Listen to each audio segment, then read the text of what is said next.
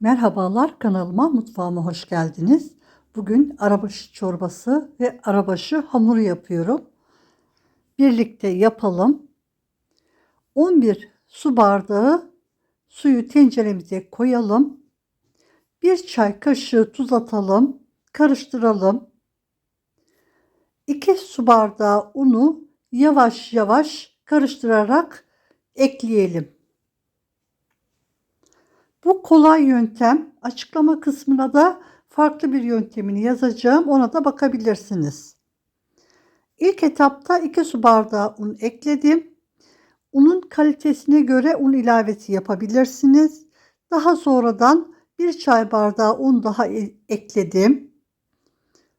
2 su bardağı 200 miligramlık bardak ölçüm. Ocağa koyalım. Sürekli karıştırarak pişirelim.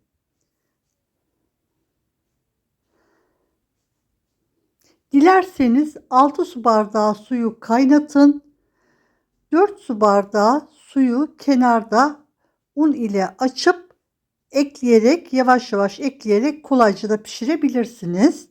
Ben kolay yöntemini gösteriyorum. 1 çay bardağı kadar unu yanıma aldım. Yavaş yavaş ekleyeceğim kıvamına göre karıştırıyoruz sürekli. İnanın hamurum harika oldu. Mutlaka bu tarifi deneyin derim. Bakın kaynadı. Hamurun cıvık karıştırma aparatından akıyor. Yavaş yavaş şimdi parmak uçlarımla yavaş yavaş un ekliyorum. Bu çok önemli. Yavaş yavaş bu şekilde un ilave ederek karıştırın. Kıvamını unun kalitesine göre değişecektir. Kaşıktan pıt pıt düşmesi lazım. Bakın bu şekilde bu kıvama gelene kadar 1 çay bardağı dolusu daha un ekledim. Kaynadıktan sonra mutlaka 5 dakika kaynatın. Hamurunuz çiğ kalmasın.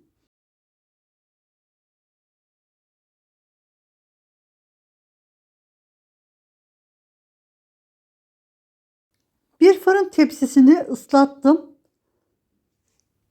Altı ıslak olursa hamurunuz kolay kalkar. Hamuru kenarlardan başlayarak tepsiye dökelim. Sallayalım, her tarafı eşit olsun. Daha sonra soğuk bir yere koyalım. En az 4-5 saat beklesin. Bir gün önceden yaparsanız daha lezzetli olur. Bakın benim hamurum çok güzel kalkıyor. Yaklaşık 8 saat kadar bekledi. Daha sonra baklava dilimi keselim.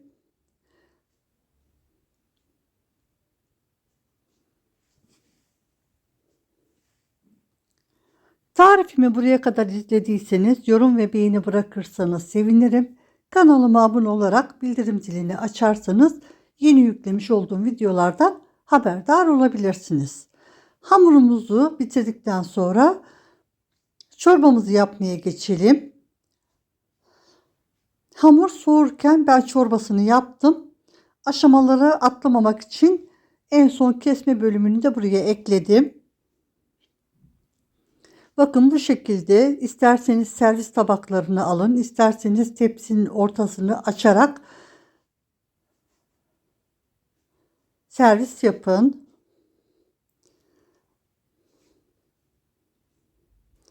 Hamurun kıvamı çok güzel oldu. Mutlaka deneyin derim. Hamuru kaynatırken tencerenizde mutlaka yanacaktır. Arabaşının çorbasının yapımına geçelim. 1 su bardağı unu kavuralım.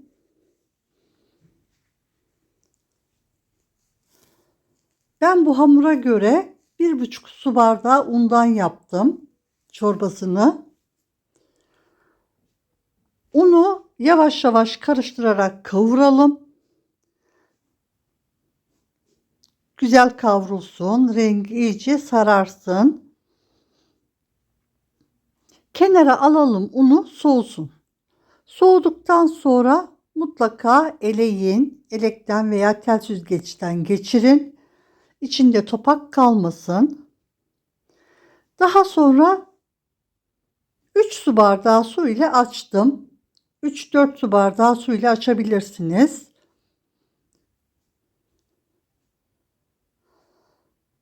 Hamuru inceltelim, kenarda beklesin. Çorbamın yapımına geçelim.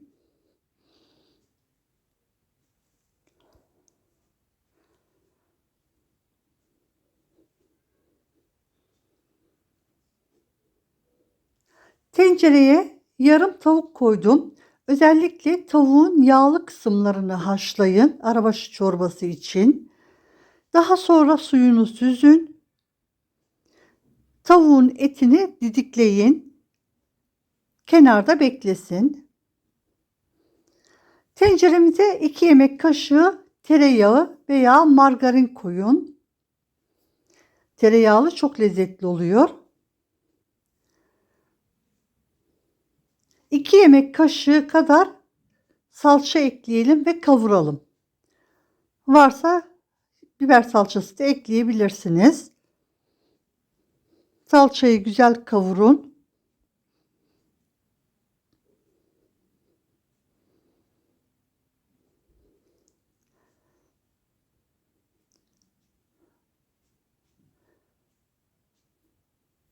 Salçanın üzerine 1 litre kadar sıcak su ekliyorum.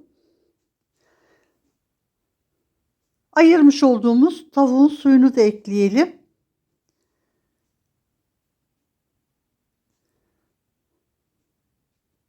Kaz eti, hindi eti, horoz eti, tavuk eti kullanabilirsiniz. Çok lezzetli olacaktır. 1 tatlı kaşığı kadar tuz atalım. Su kaynadıktan sonra kenarda açmış olduğumuz unu yavaş yavaş karıştırarak ilave edelim. Kaynadıkça çorbanız koyulaşacaktır. Damak tadınıza göre su ilavesi yapabilirsiniz. Kaynayana kadar karıştıralım yeterli. Bu çorbanın bir özelliği de uzun süre kaynadıkça lezzetlenmesidir. En az yarım saat kaynatın. Kaynadıkça lezzetlenecektir. Özellikle yerken ocaktan kesinlikle almayın. Sürekli altı kaynasın. 1 çay kaşığı karabiber, 1 çay kaşığı isot, acı pul biber ekledim. Tuzunu damak tadınıza göre ayarlayın. Didiklenmiş olan tavuk etini de ekleyelim.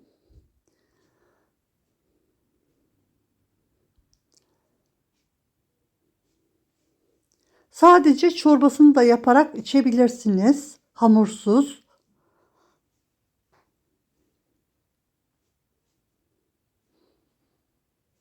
Çorbamız yavaş yavaş kaynasın. Kısık ateşte.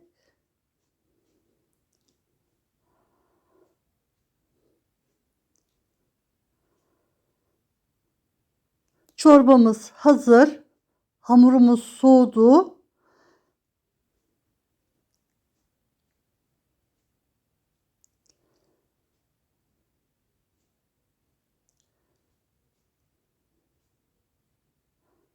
Çorbamızın kıvamı da çok lezzetli ve çok güzel oldu. Denemenizi tavsiye ederim. Özellikle bebeklerinize, hastalarınıza ve yaşlılarınıza bu çorbadan yapın. Çok şifalı bir çorbadır. Tekrar acı pul biber ve limon suyu ekliyoruz yerken.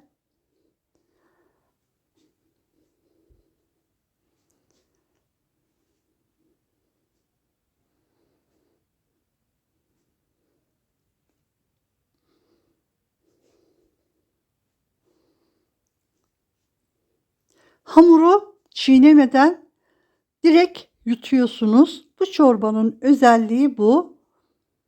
İç Anadolu bölgesinde hemen hemen bütün illerde yapılır. Bizim Yozgat'ımızın da yöresel bir yemeğidir.